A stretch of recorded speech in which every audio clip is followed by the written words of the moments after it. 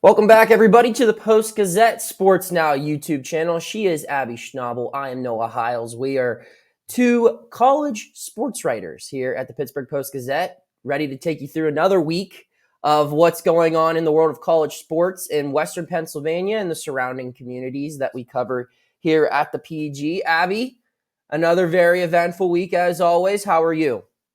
I'm doing well. I finally made it out to all five of the college teams we cover. So checked all those off, before the end of my third week, which I'm pretty proud of. I would say that's something to take pride in. You're putting a lot of miles on the old vehicle there, and you know, seeing a lot of cool venues, which is always nice. I myself haven't been out to State College or Morgantown for a game, so I mean that you got me one up there, which is pretty impressive considering you've only been here for a couple weeks.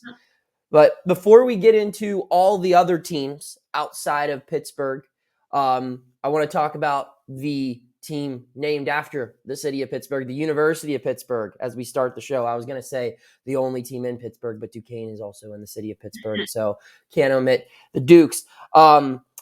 But I want to ask you, Abby, I mean, just looking at how the Panthers are playing right now, winners of their last four, they're climbing up in the AP poll, 26 points in the last vote, have a pretty easy remaining schedule of their 7 games.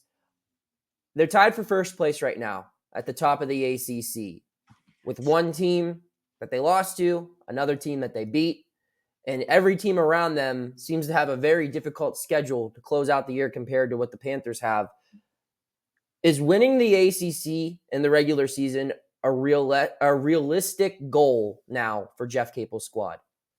I think it is. You look at Virginia and Clemson, and like you said, some pretty tough games down the stretch. I feel like Virginia has a little bit better of a chance just because they've got Duke at home and Clemson at home. Definitely compared to Clemson, who has to play UNC, NC State, and Virginia all away. So I'd say Clemson probably has the hardest road ahead of them.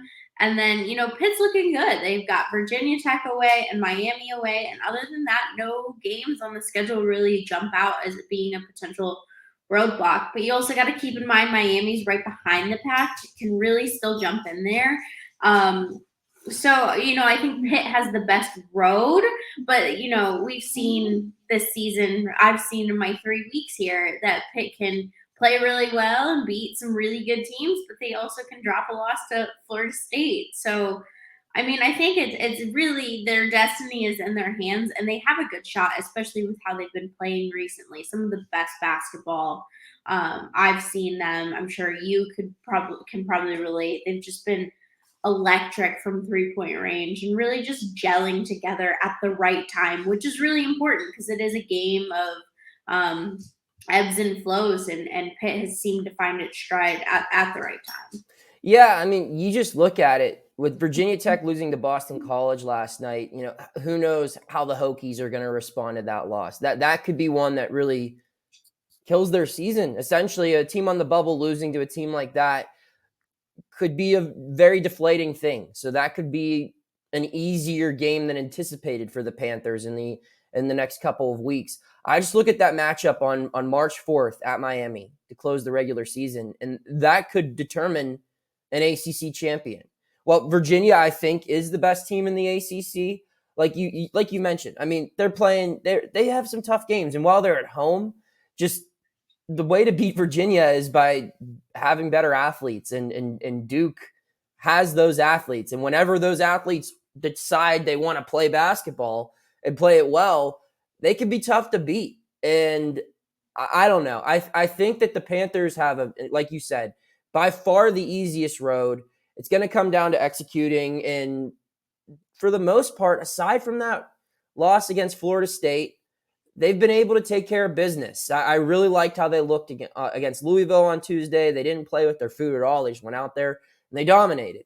I think Saturday will be a big test as well, because this is the first time Pitt all season long has had a chance to play an opponent that beat it earlier in the season. It's not like that loss came when Pitt was struggling in November. That was when Pitt was playing really good basketball, and it just out of nowhere fell apart and lost to Florida State.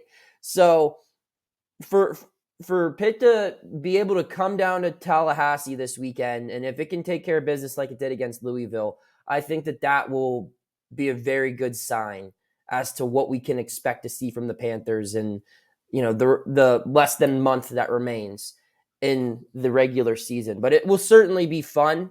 I think as long as they can stay around those top 2-3 spots, their bubble problems aren't going to be problems at all. I don't really consider Pitt a bubble team at this point right now. I think they're one bad loss away from heading back onto the bubble, and there are plenty of bad loss opportunities coming in the near future. But if they continue to just beat the teams they're supposed to beat, they can lose one game here or there on the road.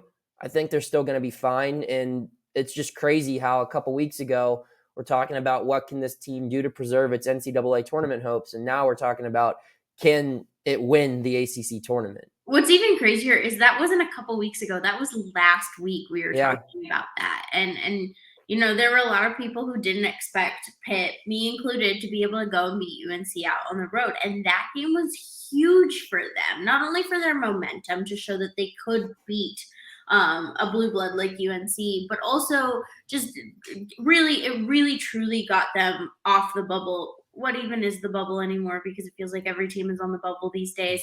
But it really just put them ahead of some of these other bubble teams. They have a solid win now. They have a really good road win on their resume. And I mean, if they can keep playing like they have been these past couple games, I don't really think they have too many things to worry about. No. It's just been fun to watch. That Florida State game a couple weeks ago was truly a mulligan. And I believe you can just tell that they learned from that and they don't want to make that mistake again, which is just a great place to be in, especially when there are some teams on the bubble and some teams around them that can't seem to find their stride in February, which is just chaotic. Yeah, I mean, we'll transition there. It seems like every team currently on the bubble refuses to win consistently. Every team aside from West Virginia, that is. The Mountaineers, I will say, have really, I think, taken advantage of some huge opportunities with other teams continuing to struggle. You look at Wake Forest, who's played inconsistently. I just mentioned Virginia Tech, another bubble team loss. Kentucky still can't find its footing. Duke and North Carolina are slowly working their way toward the bubble, especially the Tar Heels right now. Memphis is still inconsistent. Just all of these teams. Wisconsin's been up and down. West Virginia is playing its best basketball right now, I think. I mean, if you just look, it's won 4 of its last 5. It's up to number 15 in KenPom, up to number 21 in the net rankings.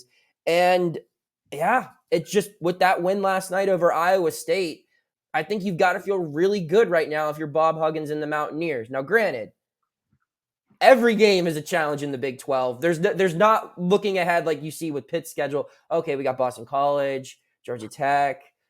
We can breathe a little bit. There's no room to even think about breathing for WVU. But it has really done a good job of capitalizing, getting a pair of huge ranked wins at home, which it needed, and earning some wins over other bubble teams on the road like Texas Tech and Oklahoma. And I think you gotta go back and really look at when did this start for them. And I really truly think it was that Auburn game that was kind of the turning point for them. I think they hadn't really been able to they haven't been able to gel together to really put a solid win. And that was what a lot of bracketologists were saying. We haven't seen them beat a really good team yet. That's my dog. You're fine. Keep going. Bye. And I also, it's not a single-handed effort from Eric Stevenson, but his approach, his game right now is a huge factor in that. He was in a slump for a little bit there, and now he's broken out of it. I mean, 31 points against Auburn, 34 against Oklahoma. He's averaging 21.2 points over the last 5 games. He's just playing really dominant, and he's been able to kind of put West Virginia in a situation similar to Pitt now. West Virginia, you don't see in those the last 4 teams in or the last 4 buys or whatever it is, because he has been playing excellent, which has allowed them to really capitalize, like you said, the Iowa State win. That's huge. And granted, It's not going to be an easy road ahead, but if they can manage to beat Texas Tech, beat Oklahoma State, I think they have a safe path because let's be real, at this point, no one's really expecting them to beat a Kansas State, a Baylor, and that's okay. They don't need those wins. Sure, if they get them, they're going to be golden, but you just gotta really, the Mountaineers really have to take care of business against those other two bottom teams, and they're going to be fine, which is so weird to think about because just last week we were talking about how West Virginia didn't look like they had good chances. But a over 30-point win against Oklahoma, your biggest bubble competition in the Big 12, that's a statement win right there. And then following it up with Iowa State, just huge for the Mountaineers. Yeah, and we'll move over to a team that has done the opposite of capitalizing on the bubble. It's really kind of falling apart, and that's Penn State, a team that, entering 2023, Penn State was one of the darlings of the bubble. Oh, look at all the talent that this team has, the way it can shoot from the outside, it's strong guard play. It's, in a year where the Big Ten has so many teams that can't really figure it out right now, aside from Purdue and Indiana or whatever. Maybe Penn State will end up being one of those sleepers. The Nittany Lions, Abby, have now lost 7 of their last 10. They've dropped 3 straight. You were there last night as they fell in overtime to Wisconsin.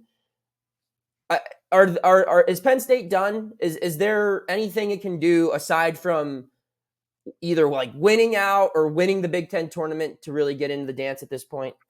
I don't think so. And that's, I don't like saying that because, someone asked Greg Gard in the press conference yesterday, like, oh, you knocked off a bubble team, blah, blah, blah. And Greg Gard was like, we've been talking about bubble teams since November. There's still a month of basketball left. And that's true, but I just think Penn State hasn't been able to take care of business. And that's the separator. They don't have a statement win.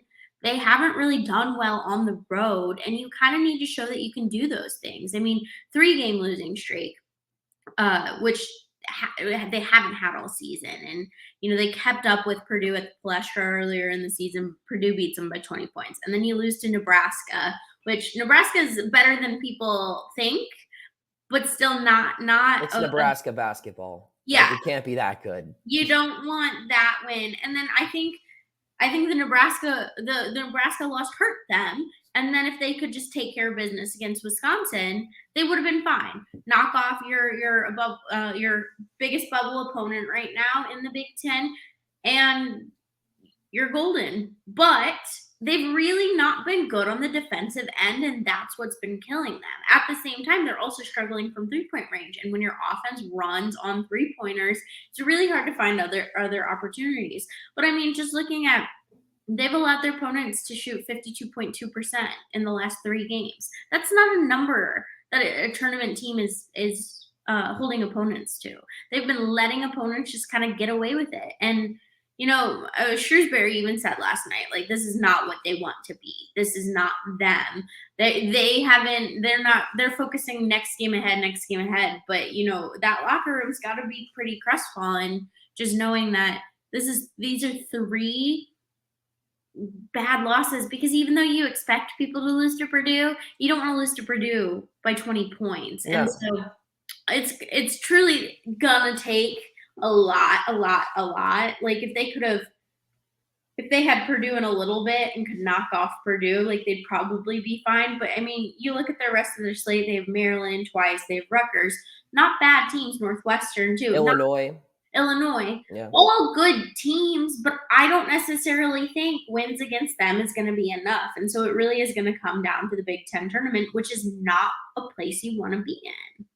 Yeah, I think you hit it right on the head. Just like looking at their schedule and that Purdue loss. I mean, you're playing the number 1 team in the country on the road.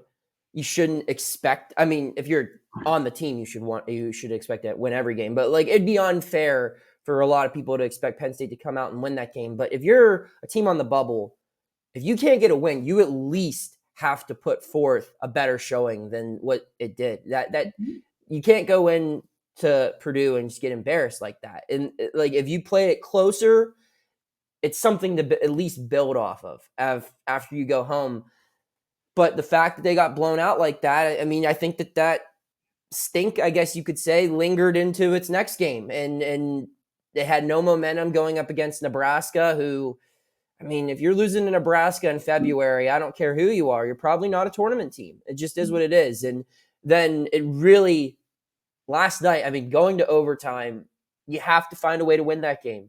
You have to find a way to win after dropping two ugly ones like that on your home court against another team on the bubble. That's just, keeping you afloat. And I think that one was a killer. Another quick footnote I just want to make before we transition over to football here to wrap up the show.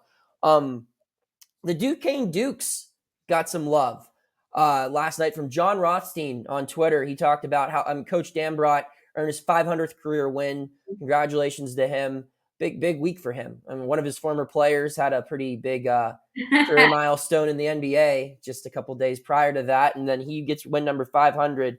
I mean, you look at the Dukes; they're in the middle of the Atlantic 10 standings, which is nothing new. That's kind of where they've been for, I would say, the majority of Keith Dambrot's time here. You could pick out a couple years where they were a little lower, but there really doesn't seem to be a standalone top tier talent in the Atlantic 10 right now. VCU's leading the conference. Duquesne beat the brakes off of VCU last month. So is it out of the realm of possibility for the Dukes to make a run and maybe play spoiler in the Atlantic 10 tournament next month? I don't think so. I mean, like you said, the A10's kind of all over the place right now. There's not one clear team that is doing well. I don't know if you follow Sickos committee, but I'm pretty sure A10 finished the wheel of Sickos, and so it's they're in a good spot right now because they're pulling out decent wins. I got to watch them 2 weeks ago now, and they just didn't look like they gelled together. And granted, there's a lot of things that could happen.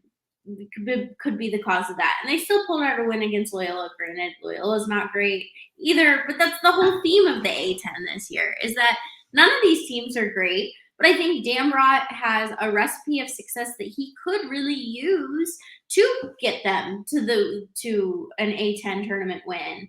They're not going to get an at-large by any stretch of the imagination, but I'm not saying it's out of the realm of possibilities. Like, that's what the beauty of college basketball is anything can happen, and that's what's exciting about it. And I think Dambrot has a solid group of guys that want it, and so if they can just string it together well enough, they'll be fine. They could get in. It's not when you look at the conference standings and you see teams like Fordham, like in the top part of it, I mean, it just goes to show this is a weird year. And Fordham's clearly building something. I mean, I remember back a couple years ago when I was covering Duquesne, Fordham was the team everyone sharpied in 2 wins on their schedule when they saw them there, months before the games are played. But it just goes to show, I mean, when programs can make jumps like that over time in this conference, we're a long ways away from the days of Dayton being a 1 seed before that tournament got canceled, or VCU having Shaka Smart and being a power, or Rhode Island, or all these other programs that were traditional at-large bids. There's not an at-large team in that conference this year, which is a bit of a rarity, which I think is something to be very excited about if you're Duquesne, because when it's a toss-up between 8 different teams that could win that conference tournament, those are the type of waters Duquesne wants to be sailing in right now. We'll switch over to football as we wrap up the show. Pitt gets 6 players invited to the NFL Combine: Kalijah Cansey, Israel Abanikanda, Carter Warren, Brandon Hill, Servassier Dennis, and Habakkuk Baldonado. Abby, I know you weren't around here for football season. You didn't cover Pitt football. Just any thoughts on which one of these players, just through your own research, could gain the most from a good showing at the Combine? I think Warren needs a good showing. That season-ending injury. He's got a good resume behind him to show that he could do well in the NFL. But, I think that's something that he really needs to go out and show, like, yes, I can. But it sucks at the same time because he was invited to the Shrine Bowl and didn't get to play. Yeah. And because of the injury. And so how how ready are you going to be to show your skills in the NFL combine. But I think just the fact that he was invited showed that he's on a lot of people's radars. And I think how do you say it? Baldonado. Balanada, thank you. Yeah. I think he could do well with a solid performance. I mean, he garnered a lot of attention in the Shrine Bowl, and I mean, 99 total tackles and 15 sacks isn't a number to bat an eye at. But I think he could, because it from my research, it at least seemed that he wasn't a shoe-in for a combine invitation, and his Shrine Bowl performance really kind of put him on people's radars. And so keep continuing that momentum could be huge. Not surprised by Cansey. I don't think anyone is surprised by that. But it's a good group of guys, a lot of different like layers to it. You know, you've got the Abanikanda. Abanikanda, yeah. Abanikanda. These are some names. Yeah. You know, second in the ACC Player of the Year voting, and so that's a name you expect. But you know, you look down the list, and it's just kind of all over the place. But they're all talented players, which is really exciting and should be promising for Pitt. Yeah, I mean, I think Cansey, all of them clearly have something to gain from a big showing. I mean, Cansey's hovering on that. I mean, Mel Kiper always has him in the first round, but everyone else kind of has him as an early second round pick. I think if he can go there and just show that despite him being a little undersized, he can make up for that with agility and strength and quickness. He could put himself in the conversation and be a first round pick. Israel Abanikanda's in a group where there are a lot of solid running backs who not many will probably go in the first round. But if you look at second round and later, you've got a lot of options. And Izzy, being that he will probably be one of the youngest players selected in this year's draft, has a chance to really show off his physical tools that come along with that youth. I mean, he's one of the fastest players. I'm confident he'll probably have one of the better 40 times out of any running back. I think he has he has some solid strength that a lot of people don't recognize that he has. And he can maybe go from being a day 3 pick to a day 2 pick. And then the other 4 guys, I mean, these are guys that are working to get drafted. Carter Warren would have been a surefire NFL draft pick had he not got injured his senior year. I think the same could be said about Habakkuk Baldonado. He was looked at as the 1B to Kalijah Cansey's 1A entering this season. But injuries really prevented him from having a great final season at Pitt. He only had 3 sacks compared to the 9 that he tallied the year prior. But the thing about Haba, what he has a chance to do in Indianapolis is show his freakish athleticism. This was a guy who only played 1 year of high school football in America. When he came over from Italy, he had like 35 sacks his senior year on defense. He was also a wide receiver on offense. So you have that type of athlete showing that he can be an edge rusher. He's going to test well, I think, with speed and agility. He has the size. I think it's just more of answering those questions of why weren't you able to produce these big numbers with this athletic frame that you have? And I think showing that, hey, I'm healthy now and I can be a weapon if used correctly could bode well for him. Servassier Dennis, same thing. Show that you're fast, show that you can do well in coverage. You maybe go from like a 7th round pick to a 5th round pick. Brandon Hill, he's going to be a day 3 player, but he's got to establish himself. I mean, again, his numbers don't look better than his own teammates. Eric Hallett, who was an All-American at Pitt last year, but that's because I think a lot of people were avoiding Brandon Hill. He can show why they're avoiding him with some solid measurables there. Sorry to interrupt you, but was there anyone on this list that surprised you? I think no. The surprises were a couple of people who didn't get invites. I expected Jared Wayne to get an invite. Pitt's leading receiver. I mean, he was a solid player, and it wasn't just like this 1 year either. I mean, he was the number 2 guy for Kenny Pickett's last year behind Jordan Addison, and he really took over. And if people paid attention to Pitt, I mean, passing was not an easy thing this last fall. But Jared Wayne was the one really solid that the Panthers had through the air that they could depend on. And 1,000-yard season, he had some incredible performances, specifically against Miami. And this is a guy who worked really hard. And I thought he kind of took a risk coming out this early where he probably should have stayed another year. And that's a tough blow for him not to get invited to the combine. Same thing for Eric Hallett, an All-American defensive back for, same position group as him, Brandon Hill, to get the invite, and for him not to is a tough blow. I still think both of those guys could get drafted. It's just going to be tougher for them. They're going to have to do really well on their pro day. Marcus Minor, another one, Pitt offensive lineman, all ACC first team guard, a guy who I don't know if he'll probably be drafted, but I think could do well at the next level if he goes to the right place. So that's all I got. Abby, any final thoughts? I just can't believe we're talking about football in February. Welcome to Western Pennsylvania. Yeah. We talk about football on every day that ends in Y. It's crazy. 2-hour football media at Penn State the other day, football media at Pitt today. It's just, it's a year-round sport, truly. It truly is, especially in these parts. Hit that subscribe button if you haven't already. Follow us on social media and keep tuning in to the Post-Gazette Sports Now YouTube channel, as we'll have original content every day of the week. We'll see you next time. Thank you for checking out this content from Post-Gazette Sports. If you liked the video, please like it and subscribe to our YouTube channel. If you enjoyed it on Apple Podcasts, please rate us 5 stars on Apple Podcasts. For 6 months of digital access to post-gazette.com for just $6, click the link down in the description.